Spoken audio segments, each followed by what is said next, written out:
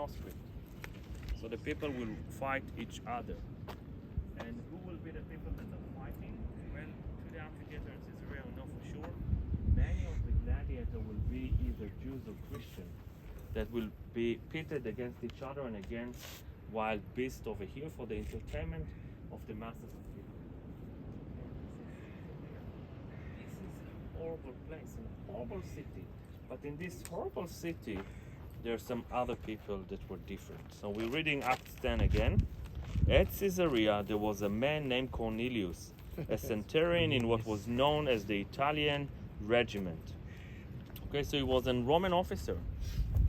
He and his family were devout, and God he gave generously to those in need and prayed to God regularly. One day, at about 3 in the afternoon, he had a vision. He distinctly saw an angel of God who came to him and said, Cornelius. Cornelius stared at him in fear. Of course, fear. It's very, very frightening to be in the presence of God or an angel of God. What is it, Lord? He asked. The angel answered, your prayer and gifts to the poor came up as a memorial offering before God. Now send men to Joppa to bring back a man named Simon, who is called Peter. He is staying with Simon the tanner, whose house is by the sea. Okay? So remember yesterday we were sharing Peter's story, and he said, while Peter was wondering about the meaning of the vision, the man sent by Cornelius found out where Simon's house was and stopped at the gate. And they convinced him to leave Joppa. He's wondering, he had a vision. It's there, but he cannot see it yet. And he decided to join the people, and he arrived here, and he's talking to Cornelius. A little bit later, talking with him, Peter went inside and found a large gathering of people. He said to them, you are well aware that it is against our law of a Jew to associate with a Gentile or visit him. But God has shown me that I should not call any man impure or unclean. So Peter started to see the picture. So when I was sent for, I came without raising any objection. May I ask why you sent for me? So Cornelius shared a story about the angel that appeared before him. Then Peter began to speak. I now realize how true it is that God does not show favoritism, but accept men from every nation who fear him. Remember the four corners of the earth? Every nation who fear him and do what is right. You know the message God sent to the people of Israel, telling the good news of peace through Yeshua the Messiah, who is the Lord of all. You know what has happened throughout Judea, beginning in Galilee, after the baptism that John preached, how God anointed Yeshua of Nazareth with the Holy Spirit and power, and how he went around doing good and healing all who were under the power of the devil, because God was with him. We are witness of everything he did in the country of the Jews and in Jerusalem. They killed him by hanging him on a tree, but God raised him from the dead on the third day and caused him to be seen. He was not seen by all people, but a witness whom God has already chosen, by us who ate and drank with him after he rose from the dead. He commanded us to preach to the people and testify that he is the one whom God appointed as a judge of the living and the dead. Okay?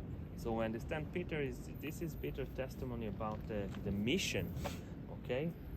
And now is the really amazing part. While Peter was still speaking these words, the Holy Spirit came on all who heard this message.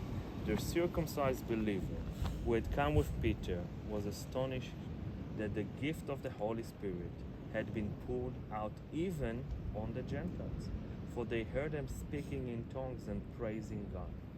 Like what happened in Pentecost happened here again. This is what we call the mini Pentecost in Caesarea. Then Peter said, can anyone keep these people from being baptized with water? They have received the Holy Spirit just as we have. So we ordered that they be baptized in the name of Yeshua the Messiah. Then they asked Peter to stay with them for a few days. So we see over here Caesarea and Joppa. This is where Peter finally understands that Christianity is for all.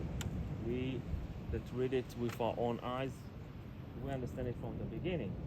But for the disciples that follow Yeshua, they were Jews, and there was no understanding and no idea that it can be spread out of this small community of Judaism. Okay? And we'll talk about the signs that were there all the time. But it takes them a time, it takes Peter a time to see the entire picture. And like to validate it, the Holy Spirit over here touched the Gentile as well. And Peter finally understands, and he stayed here with them in Caesarea, which is very, very dangerous. It is punishable by death. He just said, what happened to Yeshua? What happened to his master? He was hanged from the tree for those ideas. Okay, that was in Jerusalem, that was way more tolerant to those ideas. Now here in Caesarea, this is very dangerous. But he will stay here and he will teach them. And Caesarea will be the place where the first fathers of the church will be operating from. Why? Because if this is the World Trade Center, you can send messengers that will carry the word to the entire known world at the time.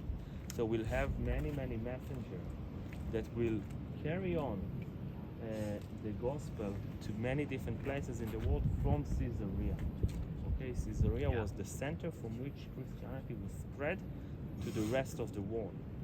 Okay, so we'll have both. If you want to go to Rome, you can go to Rome, to Alexandria, to any other parts of the known world. They all come here and they all live from here.